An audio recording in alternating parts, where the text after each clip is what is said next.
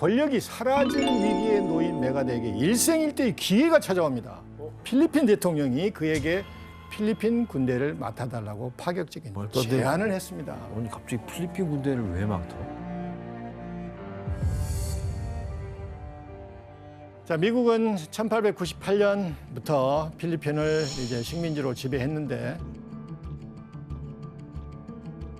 46년이 되면 필리핀을 독립시키기로 결정을 했습니다. 그래서 필리핀 대통령은 독립이 되기 전 나라의 군대를 만들어야 하잖아요.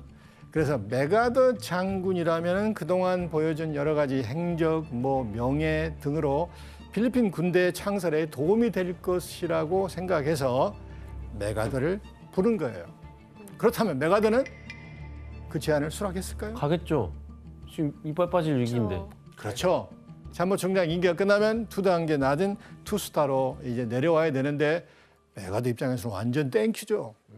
때마침 루즈벨트 대통령도 자신의 정책에 이게 노골적으로 반감을 드러내는 메가더가 눈에 가셨겠죠. 그래서 필리핀으로 떠나는 것을 흔쾌히 허락합니다. 메가더는 필리핀 대통령의 제안을 수락합니다. 그리고 육군 참모총장의 임기가 끝나자마자 미 육군 투스타인 소장직을 갖는 동시에 필리핀 연방공화국 자치정부 군사고문이라는 직함을 갖게 됩니다. 그런데 메가더가 기꺼이 필리핀행을 준비하는 과정에서 고민이 하나 생깁니다. 혼자 갈 수 없잖아요. 필리핀에 함께 갈 믿을 만한 부하를 찾는 일이었습니다. 이때 메가더는 본인이 육군 참모총장에 있을 때 워싱턴 전쟁부에서 만난 이 인물을 낙점합니다. 아이젠하워. 예, 바로 아이젠하워입니다. 드디어 나오나요, 아이젠하워? 그래서 오늘의 또 다른 주인공 아이젠하워는 사실 굉장히 독특한 이력의 소유자였습니다. 우리가 알고 있는 명성과는 달리 젊은 시절 그의 이력은 출생부터 진급 과정까지 메가더와 모든 것이 비교됐습니다. 군인 가문의 금수저로 태어나 승승장구를 했던 메가더와는 달리 아이젠하워는 가난한 이민자의 집안에서 흙수저로 태어났습니다. 완전 반대돼. 승승장구하며 50세 나이에 포스타까지 단 메가더와는 달리 약 15년 동안 만년소령이라는 굴욕적인 타이틀을 갖고 있었습니다. 그 이유는 아이젠하워는 전장에 한 번도 나가지 않았고 또 이것 때문에 승진 대상에서 열외가 되는 경우가 허다했습니다. 그렇게 완전 다르고 뭐 하나 특출난 게 없는 저 아이젠하워를 왜 메가더는 추천해서 데리고 간 거예요? 예, 메가더가 알아본 아이젠하워의 능력은 바로 보고서 작성 능력입니다.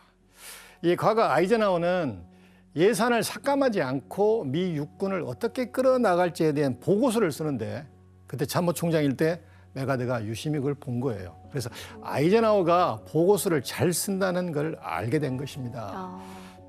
그래서 필리핀에 가서 이제 군대를 만들려면 가장 중요한 게 뭐겠어요? 많은 양의 보고서를 미국 정부에 필리핀 정부에 이중으로 글을 써내야 되잖아요. 아이젠하워가 적격이었습니다. 글솜씨가 좀 뛰어났나 봐요. 그렇다면 아이젠하워는 메가더의 필리핀행 제안을 받아들였을까요? 그렇죠. 네. 자기가 여기서 딱히 지금 할 일도 없고. 뭐 하는 것도 없고 그 유명한 메가더 밑에 거의 바로 옆에로 가니까. 그렇습니다. 한참 상관인 이 메가더의 요청을 거절하지 못하고 필리핀을 가게 됩니다. 선생님 근데 이게 살아온 이 배경도 너무 다르고요. 이게 둘이 잘 지냈나요, 필리핀에서? 필리핀에서 메가더와 아이젠하워는 뗄래야 뗄 수 없는 끈끈한 관계였습니다. 이들의 관계를 짐작해 볼 수 있는 사진 하나를 보여드릴게요. 가운데 메가더, 오른쪽에 아이젠하워 장군. 훈장을 다 달고 계신 거죠? 예, 어떤 파티에서 찍은 사진 같아요. 공식이든 비공식이든 중요한 파티가 있으면은 메가더는 아이젠하워를 대동해서 갔을 정도로 굉장히 사이가 돈독했습니다. 하지만 이제 필리핀에서 업무가 쌓여갈수록 성향상 둘의 관계는 점차 악화되기 시작합니다. 아, 왜? 성격이 안 맞을 것 같아요. 네. 메가더의 독단적인 행동 때문에 아이젠하워가 그의 뒤처리를 하느라고 굉장히 이게 실망을 한 거예요. 스트레스 많이 받았겠는데요? 그런데 메가더의 뒤처리 때문에 동분서주하던 아이젠하워는 드디어 1936년 7월 1일 만년 소령에서 벗어나 드디어 15년 승진? 만에 중령으로 진급하게 됩니다. 와.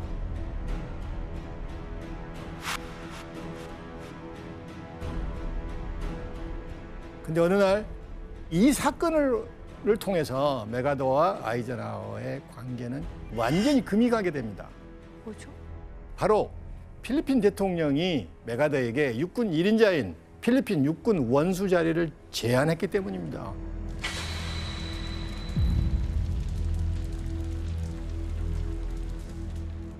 아니 대체 이 일로 왜 메가더와 아이젠하워 사이에 문제가 생긴 것일까?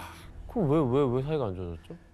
필리핀 육군 원수는 국가의 국방을 책임지는 1인자이기 때문에 메가더가 필리핀의 원수가 되려면 미군의 현역 자리를 내놔야 됩니다. 그렇겠죠? 네. 만약 여러분이라면 미국의 2스타와 필리핀의 5스타 어느 쪽을 선택할 것 같아요? 필리핀의 5스타? 아, 근데 저는 미국 투스타 포기 안 할 것 같아요. 왠지. 메가더의 선택은 5스타였습니다. 진짜? 필리핀 육군 원수 자리를 받아들이고 미국 육군에서 퇴역합니다.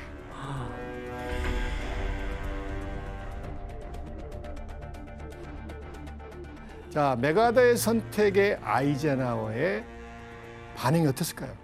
아이젠하워는 미국 가고 싶을 수 있잖아요. 너는 돌아가고 반역자야 싶을 수 있잖아요. 이러겠네. 트레이터.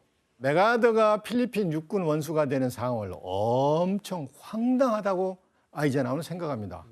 아이젠하워 입장에서는 아직 군대도 없는 상황에서 원수가 된다. 굉장히 우스꽝스러운 일이라고 생각을 한 거예요. 그래서 메가더에게 원수 칭호를 거부하세요. 예, 이렇게 설득을 합니다. 그런데 아이젠하워는 이 과정에서 더 황당한 이야기를 듣게 됩니다. 뭐지? 메가더에게 필리핀 원수 자리를 제안한 것은 필리핀 대통령의 아이디어가 아니라 메가더의 발상이었다는 것입니다. 네? 메가더의 발상이었다는 것입니다. 네? 아이젠하워는 이 사실을 알고 메가더가 자리와 명예에 연연한다고 해서 굉장히 실망합니다. 아, 우리 선배님 어떡하냐. 그리고 결국 메가더가 필리핀의 육군 원수가 된 후 아슬아슬하게 줄타기를 하던 두 사람의 관계는 폭발하게 됩니다. 또 메가더는 필리핀 군사력 정비의 성과를 보여주기 위해서는 마닐라 시내에서 멋진 퍼레이드를 실시하는 것이 좋겠다고 생각합니다. 그래서 아이젠하워에게 군사 퍼레이드 행사를 준비하라고 지시합니다.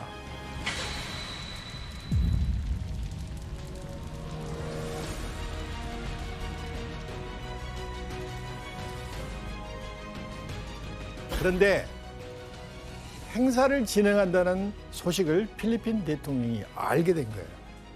몰래 하려고 그랬어요? 몰래 한다기보다는 미리 상의를 하지 않고 준비를 시킨 거예요. 필리핀 대통령이 불같이 화를 내며 흥분을 하게 됩니다. 아니, 군 예산이 부족해서 신식 무기도 살 수 없는 이런 형편에 사치스러운 행사로 자금을 허비한다고 생각을 했던 것이죠. 자, 군사 퍼레이드에 대한 이제 필리핀 대통령이 불만이 나오자 메가더는 I don't know. 몰랐다 이거예요. 그래서 자기가 벌인 일을 아이젠하워에게 덮어 씌웠습니다. 근데 지금 이러한 사실들은 우리 벌거벗은 세계사에서만 알려주는 것 같아요. 내가 보니까 크리스는 몰라 지금 이런 것들. 전혀 일도 몰랐어요. 그거. 그거 봐. 우리 선배. 우리 선배. 아, 그래서 둘이 이렇게 갈등이 폭발한 거네요. 그렇습니다. 아이젠하워는 메가더에게 배신감을 느꼈죠.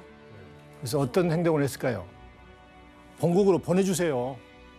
더 이상 장군님 모실 생각 없습니다. 근데 아이젠하워는 지금 마음이 떠났잖아요. 끝까지 안 놔줬나요, 메가더 장군이? 아이젠하워를 미국으로 돌아오게 한 인물은 메가더가 아닌 바로 이 사람입니다. 무자비한 공포 정치로 전 세계를 떨게 한 독재자. 히틀러? 네, 맞습니다. 아돌프 히틀러입니다.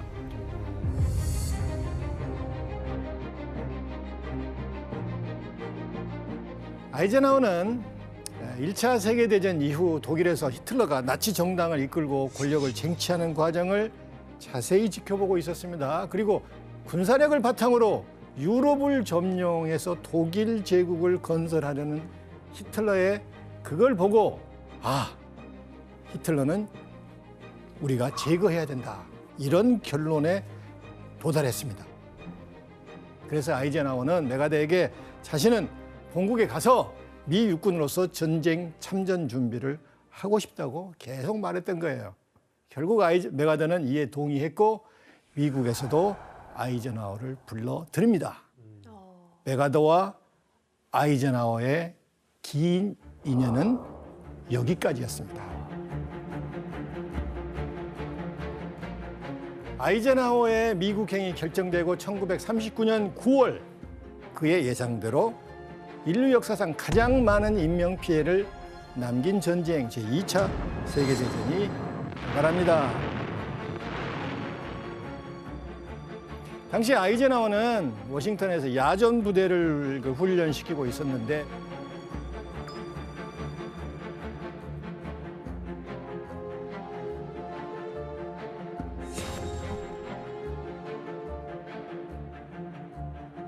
그 공을 인정받아 1941년 10월 드디어 스타 별을 달게 됩니다. 군인들의 꿈인 원스타 즉 준장에 진급하게 된 거죠. 멋있다.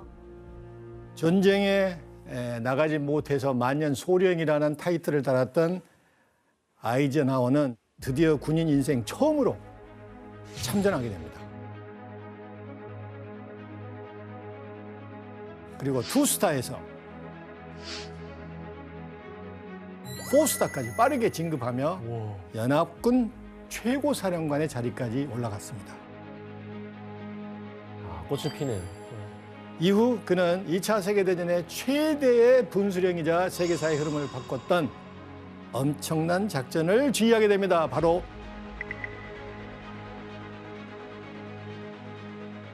노르망디 상륙작전.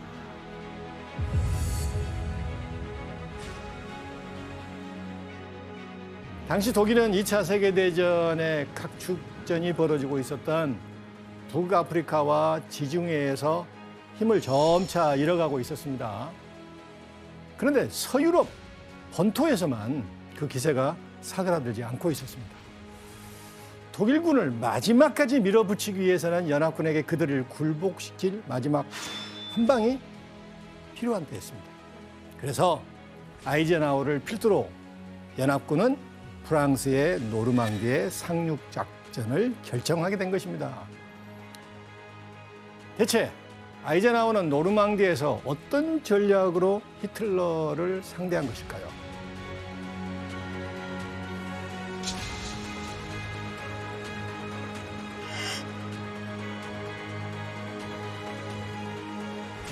아이젠하워가 총괄하고 영국의 비밀 정보부가 계획한 이 작전은 일명 기만 작전이라고 합니다. 어떤 작전이었는지 지도를 보면서 한번 설명해 보겠습니다. 자, 연합군은 이제 노르망디, 프랑스 북쪽의 노르망디에 이제 상륙 계획을 세웁니다. 그런데 이때 노르망디 상륙을 이제 독일군에게 노출되면 안 되잖아요. 네. 그래서 노르망디 상륙을 노출을 막기 위해 히틀러와 독일군에게는 칼레에 상륙하는 것처럼 속이기로 합니다. 작전명 그대로 독일군을 기만하는 게 핵심이었습니다. 이 작전을 성공시키기 위해 연합군은 먼저 영국 동남쪽 연해에서 칼레를 공격하기 위해 대기하고 있다며 독일 스파이가 정보를 입수할 수 있도록 소문을 냅니다. 시작하기 위해. 그래서 일부러 본격적으로 흘렸구나. 작전을 시행하죠. 칼레와 가장 가까운 영국의 동남쪽 해역에 이 도보항이 있습니다. 바로 건너편에는 도보의 가짜 본부를 만들기 시작합니다.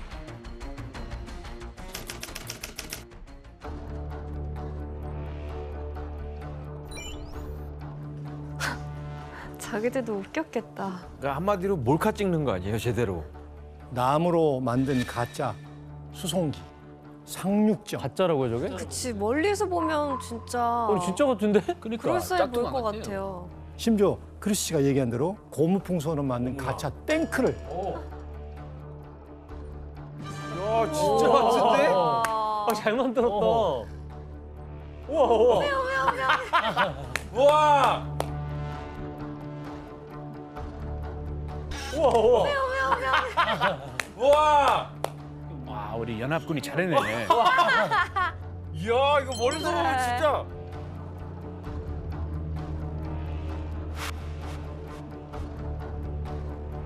어머 어머 어머. 아니 너무 정교한데요? 아, 속을 수밖에 없네요 이거는. 와 대박이다. 이를 염탐한 독일군은 칼레에 연합군의 부대가 있다고 믿게 됩니다. 아니, 그럴 것 같아, 근데. 그리고 완전한 본부를 형상화한 기만 작전은 여기서 그치지 않았는데 연합군 주변 지역에 엄청난 무선 소음을 막 만듭니다. 그리고 노르망디에 상륙한다고 독일에 가짜 교신을 보낸 거예요. 아니 아니 그게 뭔 얘기야? 잠깐만. 왜 칼레라고 안 하고 노르망디라고? 그건 진짜 정보 맞잖아요. 그럼 여러분들은 독일군의 입장이라면 어떻겠어요? 분명히 칼레 건너편에 도보항에서 준비하고 있잖아요. 보이잖아요. 근데 갑자기 노르망디라니? 에이, 안 속아. 이중으로. 안 속아. 이거 틀림없이 칼레 쪽으로 온다. 거짓 정보다. 예. 그래서 오히려 이 교신으로 독일군은 틀림없이 칼레 쪽으로 온다고 믿고 노르망디 소문은 연합군의 속임수라고 생각을 하게 됩니다. 와, 똑똑하다. 이 황당하고도 재밌는 발상은 놀랍게도 독일군을 완전히 속였고 와. 결국 히틀러는 노르망디보다는 칼레 방면에 독일군 최정예 부대를 집결시킵니다. 독일 히틀러가 연합군 최고사령관인 아이젠하워에게 완전히 속아 넘어간 순간이었습니다.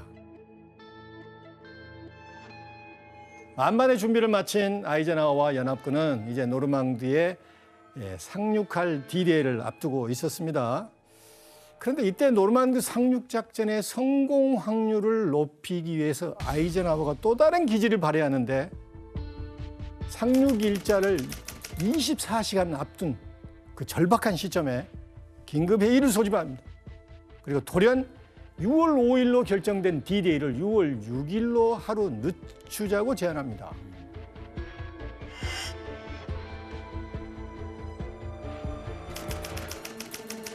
기상 조건이 좋지 않다는 소식을 전해들은 아이젠하워는 하루 늦춰 작전을 전개하자고 다른 지휘관들에게 제안을 합니다. 그런데 하루만 늦춘다는 것도 이거 어마어마한 문제가 발생합니다. 그래서 많은 지휘관들은 작전을 강행하자고 하는 의견도 굉장히 많았습니다. 아이젠하워는 이때 자신의 결정을 밀어붙이기보다는 이들을 끝까지 설득합니다. 그리고 결국 D-Day를 하루 늦췄습니다.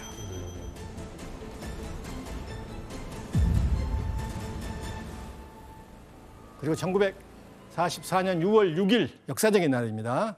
아이젠하워 휘하의 연합군은 사상 최대의 작전인 노르망디 상륙 작전을 시작합니다.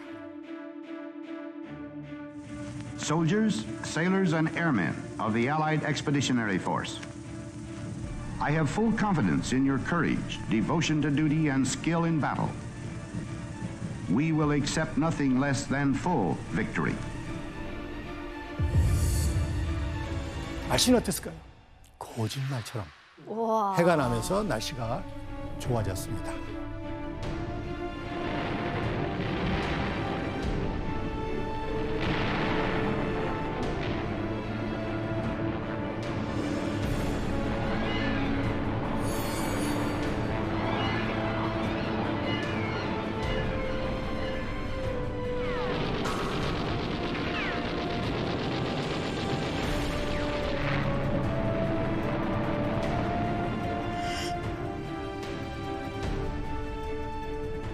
그렇게 연합군은 무사히 노르망디 해안에 상륙하게 되었습니다. 연합군은 노르망디 상륙 작전을 성공하고 점차 본토로 침투하게 됩니다. 독일군은 뒤늦게 깨달았지만 이미 손을 쓰기엔 너무 늦어버렸습니다. 그렇다면 노르망디 작전이 어떤 결과를 낳았는지 지도를 한번 보겠습니다. 이게 노르망디 작전 상륙 당일인 6월 6일, 1944년 6월 6일 연합군이 상륙해서 통제했던 지역입니다. 자, 10주 후에 어떤 변화가 있었는지 볼까요? 와. 아예 서유럽, 연합군이- 프랑스를 포함한 서유럽 전체가 연합군에게 넘어옵니다. 8월 25일에는 파리가 수복됩니다. 이 승리의 여세를 몰아서 독일로 진격을 시작합니다. 그 이 노르망디 상륙 작전을 기점으로 2차 세계대전이 전세가 완전 바뀐 거네요. 완전 연합군 쪽으로 기울었다고 해도 과언이 아니죠. 물론 약 2달 동안 독일군도 완강하게 저항을 합니다마는 서부 전선에서 독일군의 정예 부대 상당수가 연합군에 의해서 격퇴당합니다. 그리고 이때 아이젠하워는 전쟁 영웅이자 가장 주목받은 인물로 급부상하게 됩니다. 노르망디 상륙 작전을 성공시킨 연합군 총사령관으로서의 그의 리더십을 전 세계가 인정했기 때문입니다.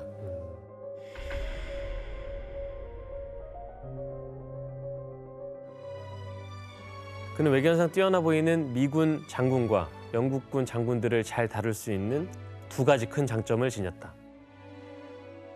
첫째, 그는 항상 잘 듣고 핵심을 파악하려 노력했다. 둘째, 그는 절대적으로 공평했다. 만약 편견을 갖고 있더라도 최종 결정이 절대로 그것에 의해 흔들리지 않았다.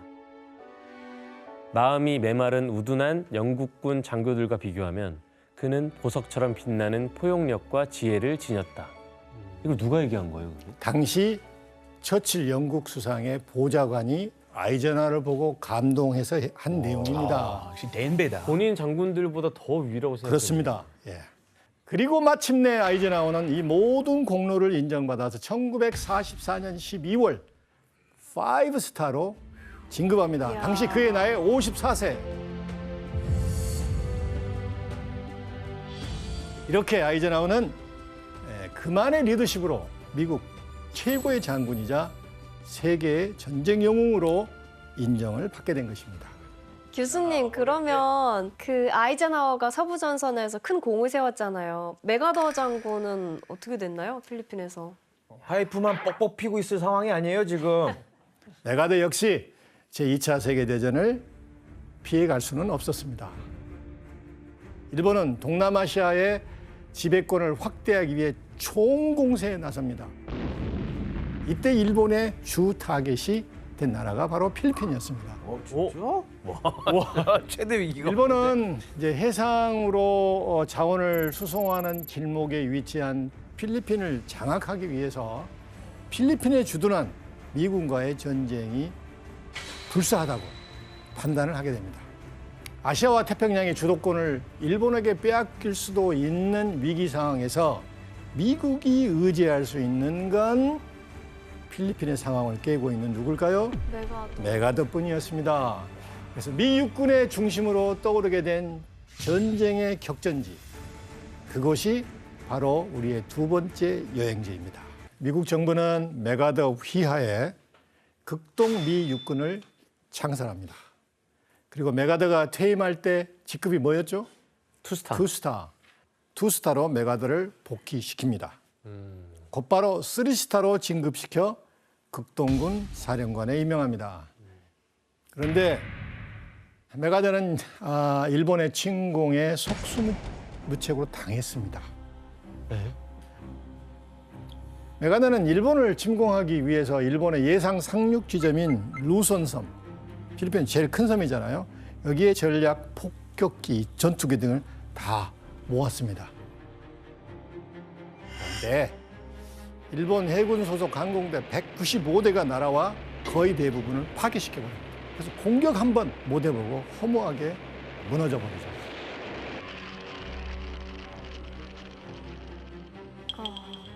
그러니까 전쟁 무기를 한 곳에 이렇게 모았던 메가드의 잘못된 전략, 그리고 미국의 너무 늦은 지원, 이런 등등의 원인으로 메가드는 일본군에게 완벽하게 패배합니다.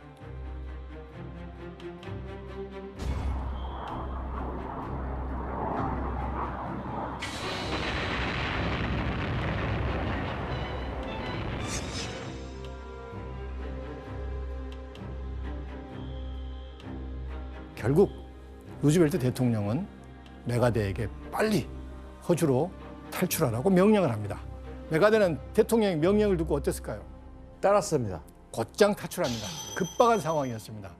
그 당시 상황이 이 메가드가 전임 그 참모 총장이었잖아요. 전임 참모 총장이 일본군의 포로가 된다는 건 메가드 수치스러우니까 이 포로가 될 이 위험성이 있으니까 빨리 좀 빼자. 그래서 호주로 보냈어요. 자, 전쟁의 패배에 호주로 탈출한 메가드는 의기소침이 있었을까요? 다음 기회를 절대. 준비해야죠. 그렇죠. 그는 호주에서 필리핀 수복을 약속하는 연설을 하는데 그가 무슨 얘기를 했는지 한번 들어볼까요? 2 years ago, when I landed on your soil, I said to the people of the Philippines whence I came, I shall return. Tonight, I repeat those words. I shall return.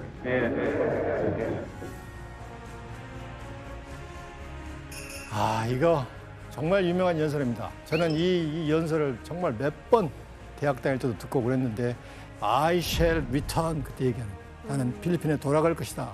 자, 이 연설을 들으면서 어떤 메가드의 의지가 엿보이죠? 필리핀을 수복하고 일본을 무찌르겠다. 강한 의지가 보입니다. 자, 그러던 1944년 7월입니다. 루즈벨트 대통령은 굉장히 중요한 전략 회의를 소집합니다. 의제는 일본 본토를 공격을 해야 되는데 전진 기지가 어디가 돼야 되느냐. 대부분의 지휘관들은 어디를 선택했을까요? 대만. 태평양을 가로질러서 대만에서 일본 본토를 공격해야 된다. 메가드는 no. 필리핀을 먼저 수복해야 된다. 필리핀에 가야 한다. 강력하게 주장합니다. 이 메가드는 평소 만약 필리핀을 수복하지 않고 대만을 통해서 이렇게 빨리 전쟁만 끝나게 한다면은 극동에서 앞으로 미국의 명예와 이미지가 실추될 것이라고 강력하게 경고합니다. 자, 메가드는 원하는 대로 필리핀을 다시 찾을 수 있었을까요? 실적이 안 좋아서 딱히 안 됐을 것 같아요. 믿음이 안 가요. 그래서 저렇게 비전을 제시하면은 한번 기회를 줬을 것 같기도 해요. 예, 대단히 중요한 분입니다. 혜성 씨가 얘기한 대로 비전과 원칙을 집요하게 제시한 사람은 유일하게 메가드 장군이었습니다. 그래서 루즈벨트 대통령은 필리핀과 극동을 깨고 있는 메가드의 강력한 주장을 받아들입니다.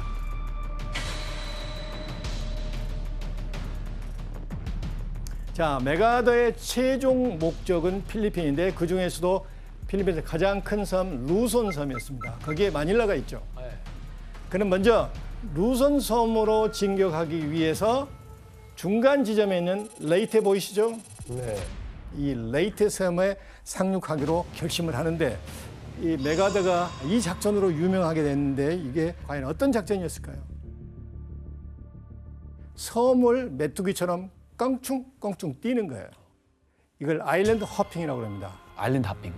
호주에서 이 필리핀을 오는 길에 많은 섬들이 있잖아요. 네. 거기에 이제 일본군의 주력 부대가 있을 거 아니에요. 준비하고 있으면 그 섬을 휙 뛰어넘습니다. 그래서 가장 취약한 준비가 안 된 섬에 먼저 공격을 해요. 기발한데요? 그런 식으로 일본군을 패배시킵니다.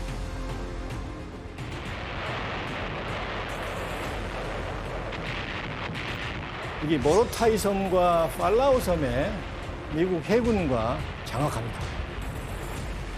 그리고 미 공군을 중심으로 대만 남쪽과 오키나와를 무차별 공격합니다.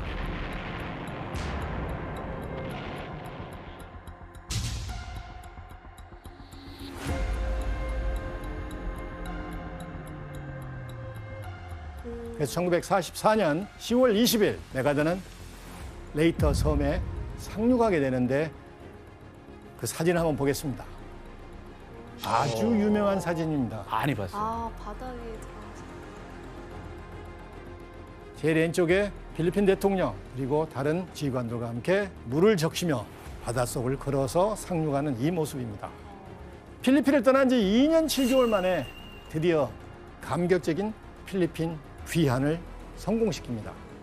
사실 일본과의 전투가 계속되는 상황에서 메가드는 상륙을 강행합니다. 그리고 바닷물 속을 걸어가는 영웅적인 이미지를 만듭니다. 여기서 이게 메가드가 연출했다, 안 했다 이런 얘기가 있는데 사실 메가드는 상륙하기 직전 모든 영상팀들, 사진 기자들 다 가서 준비하라고 그럽니다. 다 준비된 이후 오케이, 짜잔 하고 걸어가는 거예요. 쇼맨. 그래도 알려야죠, 뭐 이런 것들을. 그렇죠. 네. 우리 그 사기 필요하니까. 역사적인 기록이잖아요, 또. 이렇게 딱 멋진 포즈를 해가지고 필리핀에 돌아왔잖아요. 예. 그때 필리핀 국민들의 국민들 반응은 어땠습니까? 어마어마했습니다. 환영하는 분위기인가요? 자신들을 구원하는 구원자로서 메가드를 환호했습니다. 필리핀에 돌아오겠다는 그 약속을 지킨 메가드를 엄청 환호했습니다. 와. 필리핀에서는 아까 나왔잖아요. 그 사진이 나왔잖아요. 상륙하는 그 모습을 동상으로 만들어기도 네? 했고. 어. 여기네. 오. 그리고 필리핀 교과서에도 나오고. 와, 이 정도로 기리는 거예요. 그쵸. 그러니까 뭐이 메가더 장군에 대한 평가가 뭐 갈릴 수는 있겠지만 필리핀에서는 메가더 장군이 없었으면 이 민간인 희생자가 더 늘어났을 수 있겠네요. 그렇습니다. 위인입니다, 위인. 네. 그리고 1944년 12월 64세의 나이에 미국 군대 최고의 계급 5스타로 진급합니다. 그리고 1945년 8월 15일 일본이 무조건 항복을 선언하며 태평양에서도 제2차 세계대전이 마무리되는데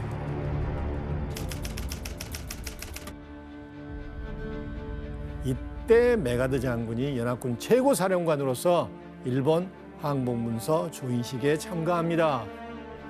The terms and conditions upon which surrender of the Japanese imperial forces is here to be given and accepted are contained in the instrument of surrender now before you.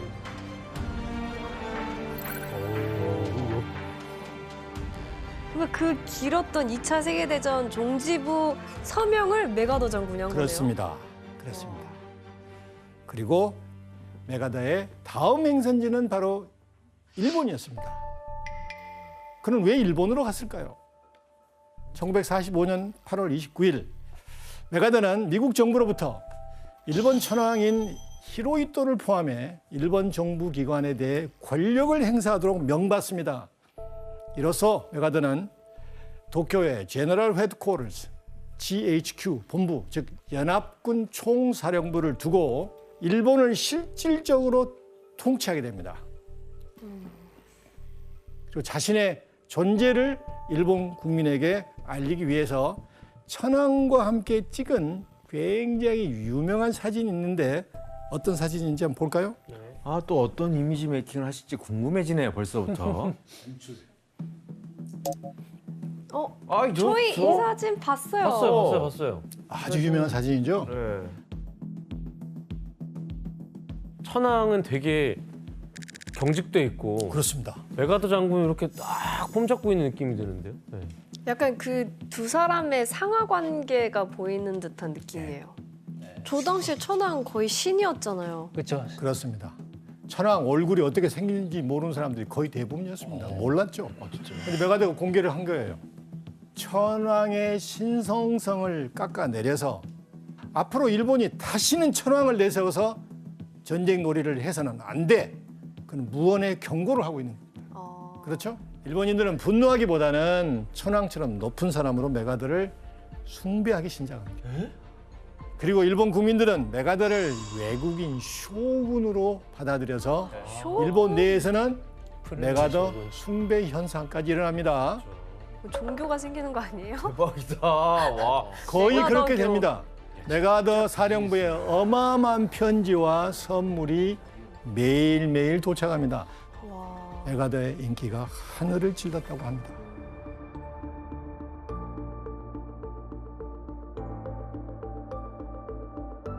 인기 좋았네요. 와, 대단하네 진짜. 메가더 장군이 일본 사람들한테 그렇게 인기가 많았던 이유가 뭐라고 생각하시는 거예요, 타쿠야 씨는? 일본 군이 640만 명 정도를 민간인으로 돌아가게 됐고, 그러니까 전역을 시켜줬고. 그렇죠. 예. 전역을 시켜줬고, 그리고 일본에 있었던 무기 같은 것도 전부 다 가져가고, 일본인들도 이런 조치에 더 이상 존재를 안 한다라는 생각에 오히려 안도를 했었던 게 아, 있어요. 오히려 시민들은. 이렇게 메가더와 아이젠하워는 제2차 세계대전을 계기로 각각 태평양에서 유럽에서 승승장구하며 세계사의 전면의 이름을 알렸는데, 그런데 두 사람의 운명은 우리나라의 이 사건을 기점으로 극명하게 엇갈리게 됩니다. 대체 메가더와 아이젠하워에게 무슨 일이 일어난 걸까요?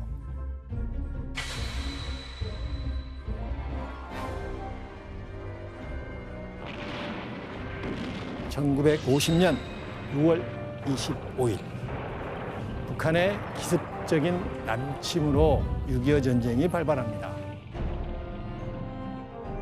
서울은 순식간에 함락됩니다.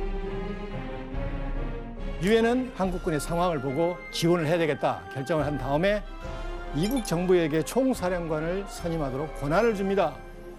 이때 유엔군 사령관에 오른 인물이 바로 메가더 장군. 메가더 장군. 네.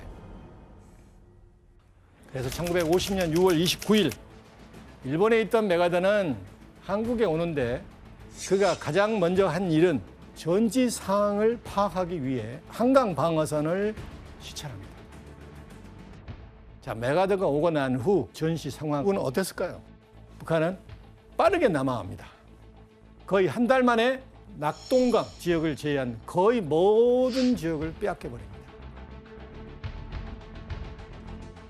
근데 메가더는 북한군이 계속 남하하면은 언젠가는 인천으로 상륙 작전을 해서 북한을 잘라야 되겠다 하고 내다보았습니다. 이게 바로 인천 상륙 작전이죠. 하지만 메가더의 계획은 강력한 반대에 부딪힙니다. 지휘관들이 인천 상륙 작전을 반대한 이유는 조수 조수간만 차 때문에. 그리고 수로 문제, 광대한 갯벌 이런 해안 조건들 때문에 상륙에 적합한 지역은 절대 인천이 될 수 없다. 아, 그럼 다른 후보지들이 있었나요? 그들은 차라리 군산이 낫겠다고 그럽니다. 군산. 그래서 인천 상륙 작전을 성공시킬 확률은 회의에서 나온 얘기입니다. 5,000분의 1도 안 된다고 그랬어요. 단언했습니다. 천분에. 이때 메가더는 인천 상륙 작전의 필요성을 강조하고 수뇌부들을 설득합니다. 당시 메가더가 한 말을 규현 씨가 한번 읽어줄래요? 나는 인천이 5,000분의 1의 도박이라는 점을 인식하고 있지만 그 정도의 확률을 감당하는 데 이미 익숙하다. 우리는 인천에 상륙할 것이고 나는 적을 분쇄할 것이다. 와. 확신이. 어떻게 확신이 저렇게 있죠? 5,000분의 1000분의 1이라는 일. 확률을? 멋있다. 근데 메가더가 인천 상륙 작전을 고집한 이유는 첫째, 적군이 까다로운 인천의 지형 때문에 유엔군과 한국군이 상륙하지 못할 것이라고 예상해서 방심할 것이다. 둘째, 서울로 들어가는 가장 빠른 길이 인천이었습니다. 하지만 성공 여부에 대한 미군 내부의 이런 여러 가지 의견 대립으로 메가더는 상륙 작전을 미루고 있는 사이 부산 코앞까지 완전히 밀려나고 있었습니다. 더 이상 상륙 작전을 미루면은 남한은 완전히 북한의 수중에 들어가잖아요. 일촉즉발의 상황에 놓이게 됩니다. 그러다 결국 9월 15일 새벽 드디어 메가더의 인천 상륙 작전이 개시됩니다.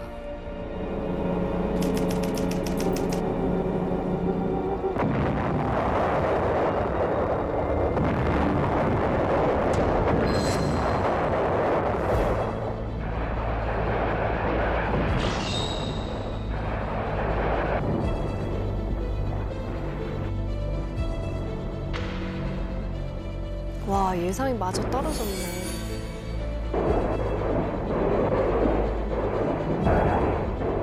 아, 24시간 만에.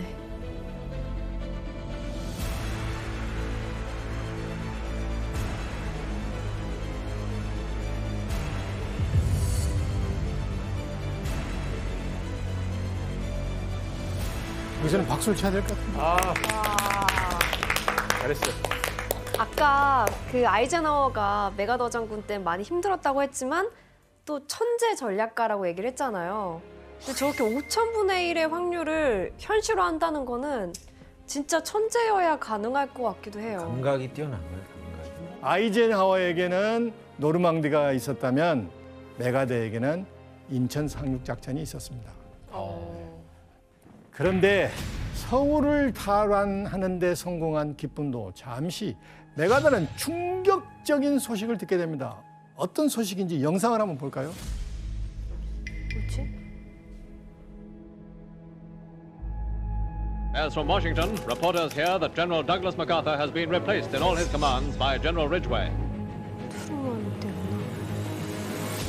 I believe that we must try to limit the war to Korea for these vital reasons: to make sure that the precious lives of our fighting men are not wasted, to see that the security of our country and the free world is not needlessly jeopardized, and to prevent a third world war. A number of events have made it evident that General MacArthur did not agree with that policy. I have therefore considered it essential to relieve General MacArthur so that there would be no doubt or confusion as to the real purpose and aim of our policy.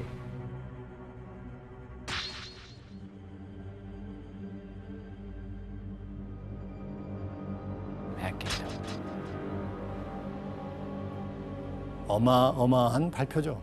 왜 갑자기 이렇게 된 거예요? 메가더가 중국 본토를 침투해야 한다고 확전을 주장했기 때문입니다. 당시 메가더는 3차 대전을 각오하더라도 전면전을 벌여 지구상에서 공산주의를 말살해야 한다고 굳은 철학을 가지고 있었습니다. 하지만 트루먼 대통령은 한국 전쟁은 빨리 종결시켜야 정치적으로 안전하다고 판단했던 거예요. 하는 수 없이 메가더 해임이라는 초강수를 두게 된 것이죠. 결국 메가더는 미국으로 돌아오는데 당시 그의 퇴임 연설 한번 영상으로 볼까요? 이것도 아주 유명한 연설입니다. It's his first official visit to Washington since he was chief of staff in 1935. In a dramatic and forceful speech, 이게 오랜만에 미국에 간 것 같아요. 그렇습니다. which led to his dismissal. But I still remember the refrain of one of the most popular barrack ballads of that day. That old soldiers never die. 유명한 말이죠. They just fade away, like the old soldier of that ballad. I now close my military career and just fade away. An old soldier tried to do his duty as God gave him the light to see that duty. Goodbye. 연설이 끝나자마자 상하원 합동 연설이었는데 의원들 전부 일어나서 기립박수를 했습니다. 아 멋있다 근데. 맞아. Old soldiers never die. They just fade away. 보병은 죽지 않는다. 다만 사라질 뿐이다. 이런 유명한 명언을 남기고 53년에 걸친 군인으로서의 생애를 해임이라는 불명예로 마감하게 됩니다. 아, 욕보시네요. 교수님, 그러면 트루먼 대통령의 계획대로 전쟁을 끝냈나요? 이때 전쟁을 마무리한 사람은 트루먼 대통령이 아니었습니다. 누구였을까요? 아이젠하워? 예, 아이젠하워였습니다. 당시 미국은 제34대 대통령 선거운동이 한참이었습니다. 단연 선거의 가장 큰 이슈가 뭐였겠어요? 한국전쟁이었죠. 이때 자신이 대통령이 당선되면 한국전쟁을 종식시키겠다고 공약을 건 인물이 공화당 대통령 후보 아이젠하워였습니다. Methods for solving that particular problem with speed and honor I shall go to Korea. 그의 공약에 많은 사람이 주목했을 때 메가더 역시 아이젠하워를 주시했습니다. 사실 과거 메가더는 아이젠하워와 함께 공화당 예비선거에 이름을 올렸지만 아이젠하워가 갑자기 급부상하면서 메가더는 사라지게 됩니다. 인기도가 급속히 떨어지게 됩니다. 이렇게 엇갈린 두 사람의 운명은 1952년 11월 아이젠하워가 대통령에 당선되면서 완전히 다른 길을 걷게 됩니다.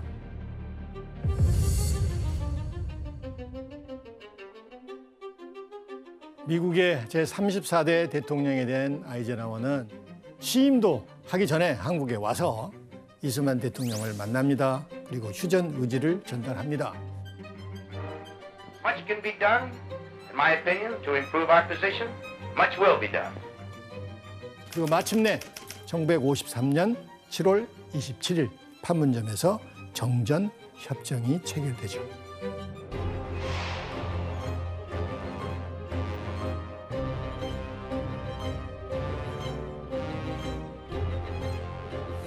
당시 세계 정세로 봐 휴전은 최선의 해결책이라는 혹자들의 의견도 있지만 아이젠하워의 선택은 자국의, 즉 미국의 상황을 고려한 결정이었고 우리 한반도의 정치적 해결 문제를 남겼다는 사실입니다.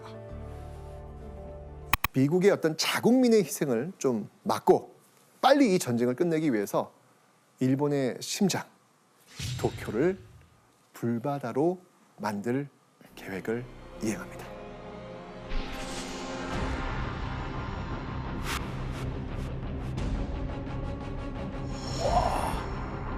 우와, 이야.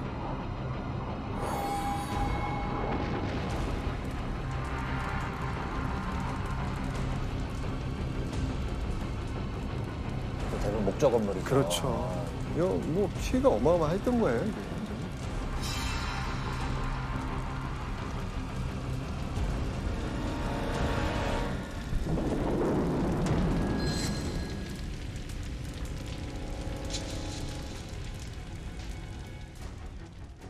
이 소위탄은요, 불바다로 만드는 무기입니다. 바로 이 대부분의 일본 가옥이 목조 건물이었기 때문에 미국은 바로 이 소위탄을 선택했던 겁니다. 뭐 바로 타격 줄 수 있다고 판단한 거죠. 결국 이 소위탄으로 인한 불은요, 삽시간에 건물과 사람들을 집어삼켰고요.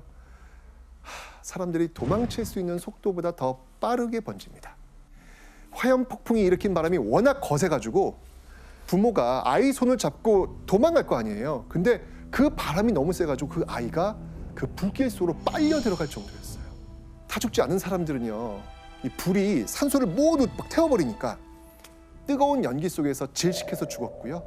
끔찍한 열기로 이 화재 현장 가까이만 가도 화상을 입거나 옷이 화르르르 타버릴 정도였습니다. 아이고. 그러니까 모두가 잠든 이 깊은 밤에 도쿄는 한동안 한낮보다 더 밝은 밤이었다. 이렇게 볼 수 있는 것이죠. 미군은 이를 시작으로 일본의 60여 개 주요 도시에 소위탄, 이 폭탄을 도쿄뿐만 아니고요? 네, 투하하기 시작합니다. 완전히 이제 끝내겠다는 이야기죠. 예, 이제 42년 미드웨이 해전, 43년 과달카날 전투 겪으면서 사실 거기서 전쟁 끝냈어야 되거든요. 그렇죠. 그러니까 일본이 사실 항복을 했어야 돼요. 이 군사사 쪽에서 볼 때 전쟁 이야기할 때 이제 뭐가 있냐면 우리가 사람이 신체 기능이 있잖아요. 몇 % 손실이 일어나면 기능이 제대로 안 될까요? 예를 들어서. 뭐 반 이상 나면 끝나는 거예요? 반까지 갈까요? 예, 손상률이 30% 정도가 되면은 이미 더 이상 전투를 할 수가 없어요. 그러면 거기서 그만둬야 돼요. 이제 항복하는 게 그게 순리거든요. 근데 일본이 그걸 안 하는 거예요. 그러다 보니까 미국이 선택한 것은 일본하고 계속 그런 식으로 하면 미군들도 굉장히 희생을 보게 되니까 폭격. 그래서 일본 사람들이 전쟁에 대한 공포, 전쟁에 대한 기억 중에 가장 당신은 전쟁하면 뭐가 가장 두렵습니까? 라고 물어보면 일본인들의 기억은 뭐냐면 하늘에서 불벼락이 쏟아지는 거예요. 불비. 맞습니다. 어쨌건 이 수차례 벌어진 그 미군의 대공습으로 일본의 주요 도시들이 완전 초토화됩니다. 전 이 점이 정말 분노스러워요. 아니 항복을 안 해요, 일본이. 항복을 안 해요. 끝까지 싸우겠다는 의지를 계속 표현하는 거예요. 결국 미국의 트루먼 대통령은 결심을 합니다. 핵폭탄 투하로 이 전쟁을 종결시키겠다고 마음을 먹습니다. 이제 일본에 투하된 인류 역사상 가장 무자비한 대량 살상 무기 리틀 보이가 등장합니다.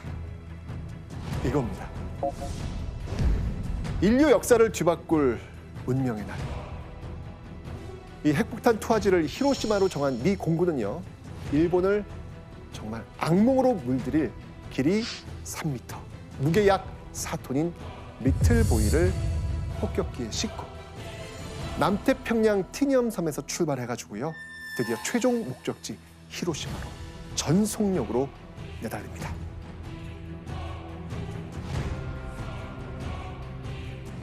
왜 하필 히로시마가 선택되었을까? 심하이 하려고 심하. 심하이 하려고 끝내려고. 아, 그런가? 아니요? 여러 가지 이유가 있는데요.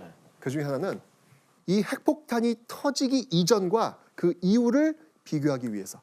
제가 아까 말씀드렸지만 이 도쿄 공습 이외에 여러 도시들이 지금 폭격을 맞았다 그랬잖아요. 근데 히로시마는 바로 그 폭격에서 벗어나 있는 곳이었습니다. 그래서 이곳을 선택한 거예요.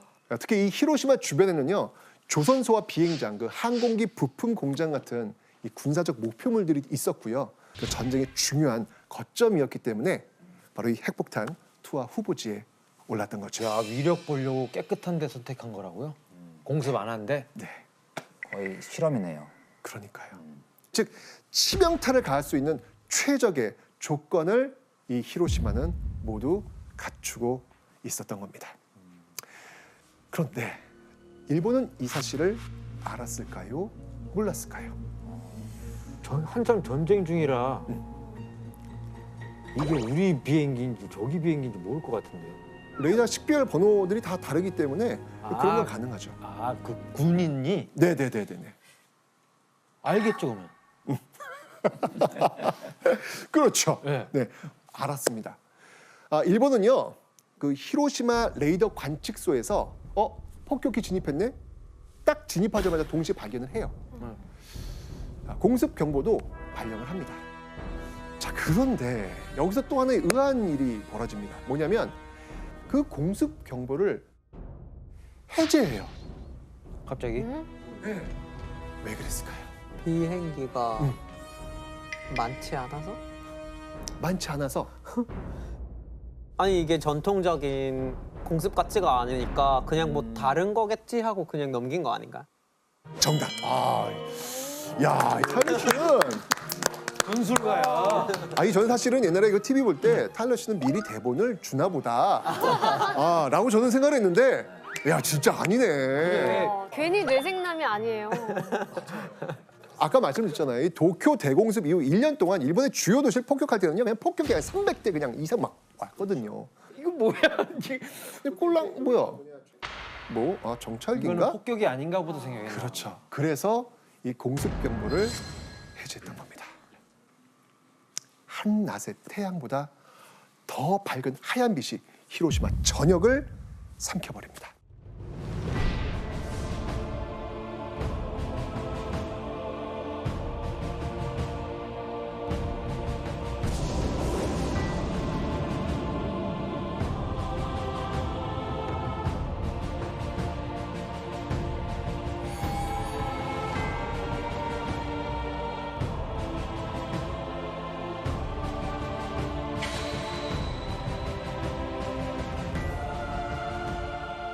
이 핵폭탄이 터지면 어떤 과정을 거치냐면 일단 번쩍합니다. 번쩍, 그 다음에 소리, 꽝. 그 다음엔 뭐가 오는지 아세요? 열. 그 뜨거운 열이 몰려옵니다. 이 폭발 직후 이 태양의 흑점 온도와 비슷한 약 4,000도의 열 폭풍이 밀려옵니다. 이 타 죽은 사람들은요, 약 2,000도의 상태에 노출이 되는 거예요. 조금 전까지만 해도 전차가 있었고, 학교가 있었고, 공장이 있었고, 그리고 사람이 있었고, 다 그대로 있었는데 이 평범한 도시가 리틀보이가 터지면서 완전히 지워져 버린 겁니다. 이 거리에는요, 죽은 사람들과 살아있는 사람의 모습이 아닌 사람들이 널브러져 있었고요. 그들의 살과 피부는요, 이게 녹아내려 가지고 이 셔츠처럼 이렇게 출렁출렁출렁. 예, 이런 어떤 그 모습들, 얼굴은 온통 불에 데웠고요. 특히 제가 이 안구가 이게 녹아내린답니다. 정말 이 당시 도쿄 라디오에서는요, 사람, 동물, 모든 생명을 가지고 있는 것이 말 그대로 죽음 속에 그슬렸다라고 발표할 정도였습니다. 당시 여기에 피해를 본 그 사람들의 사진이 있는데요. 그거 봐. 이거 못 볼 것 같아. 살았다고? 거기서? 옷이 타버리는데. 그냥 뒤인 거죠? 네, 그냥 타버린 거예요. 데여가지고 타버린 거죠. 타버린 겁니다. 지금 치료를 받고 있는 모습인데 지금 얼굴이 못 보겠어. 이 핵폭탄 투하로 히로시마 인구 약 14만 명이 죽습니다. 이 히로시마의 끔찍한 재앙이 내린 뒤어 트루만 대통령은 미국이 핵무기를 일본에 투하했다는 사실을 그제서야 전 세계에 발표합니다. 그런데 그것은요, 핵무기가 하나가 아니라는 선언이었습니다. A short time ago, an American airplane dropped one bomb on Hiroshima. These bombs are now in production, and even more powerful forms are in development. If they do not now accept our terms, they may expect a rain of ruin from the air, the like of which has never been seen on this earth. Behind this air attack will follow sea and land forces in such numbers and power as they have not yet seen, and with the fighting skill of which they are already well aware. 자, 이쯤 되면 이제 어떻게 반응을 보여야지 정상일까요? 살려주세요. 네, 살려주세요. 가 정상이죠. 그렇죠. 그게 정상이죠. 게다가 이렇게 너무나도 수많은 이 시민들이 지금 죽어나갔잖아요. 그럼 당연히 살려주세요. 나와야죠. 항복하지 않아요. 와, 대단하다, 진짜. 도대체 무슨 생각이지? 와, 독하다. 그 정도 되면 사실 우리가 상식적으로 생각하면 이건 안 되겠구나 생각을 해야 되는 거 아니에요? 근데 이거를 일본의 최고 책임자가 누굽니까? 천황이잖아요. 천황이고 일본 정부가 오잖아요. 그럼 일본 정부가 거기서 이제 스톱을 걸었어야죠. 그러니까. 못하겠다고 항복을 했어야죠. 해야 되는데 항복할 수 있는 그 기회가 일본 내부에서 논의가 본격적으로 나왔던 게 45년 2월에 수상을 2번이나 지냈던 고노에 후미마루가 천황한테 이제 안 되겠으니까 그만합시다. 우리 항복합시다라고 건의를 해요, 천황한테. 근데 히로히토는 우리가 지금 불리한 상황인데 여기서 항복을 하면 우리한테 가혹한 조건을 내걸 것이다. 전세가 한번 이렇게 좀 뒤집혀가지고 우리가 좀 더 유리한 입장에 섰을 때 유리한 조건을 내걸고 싸움을 그만두도록 하자 하면서 거부를 했단 말이에요. 그럼 천황이 거부하니까 그럼 누가 거기다 대고 뭐라고 그랬죠.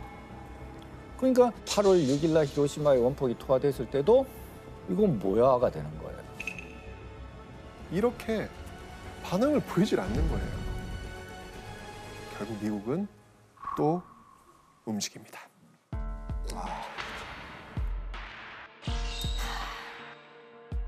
미국이 히로시마 핵폭탄 투하 3일 만에 인류 전쟁사에서 그 유래를 찾기 힘들 정도의 어마어마한 파괴력을 보인 핵폭탄 팬맨.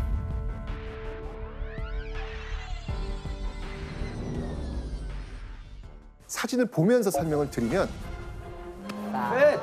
네. 아까 그 리틀 보이랑 한번 비교를 한번 해보시면 금방 비교가 되시죠? 더 세 보이는데요? 팬맨 뭐 이름에서 어떤 모양인지 느껴지시죠? 리틀 보이가 좀 이렇게 어린아이처럼 좀 날씬했다면 이 무게 4.6톤인 팬맨은요 이름대로 좀 이렇게 뚱뚱한 그런 모양을 가지고 있었습니다. 다시 한번 말씀드리지만 리틀 보이보다 더 강력한 핵폭탄입니다. 네. 그래 보이네요. 보기만 해도.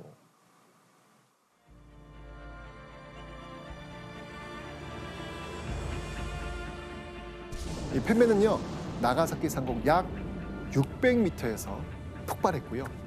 조준점에서 약 3km 벗어나가지고 4만 명 정도가 즉사합니다. 그리고 이후에 그 부상과 질병으로 또 7만 명이 사망합니다.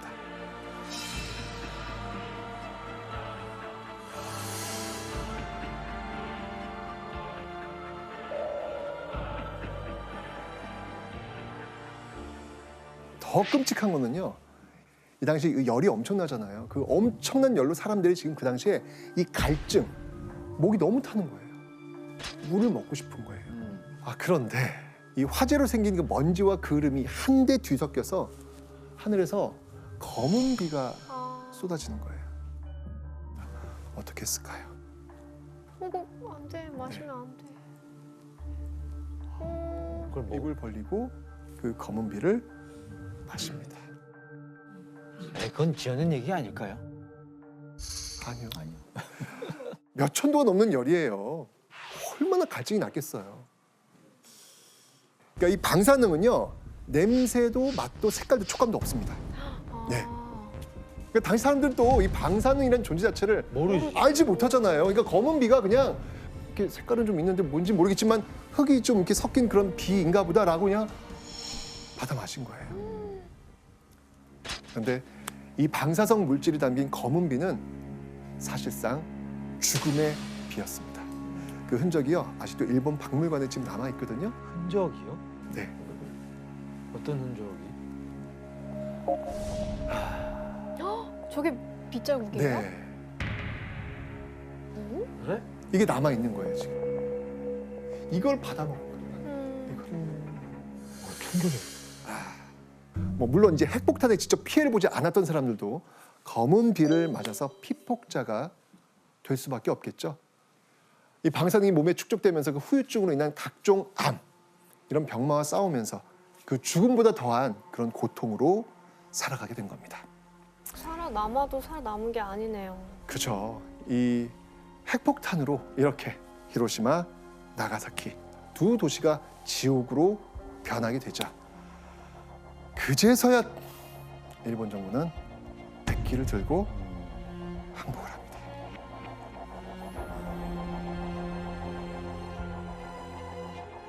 大型機を耐え忍び型機を忍びもって万世のために太平洋を開かんとす。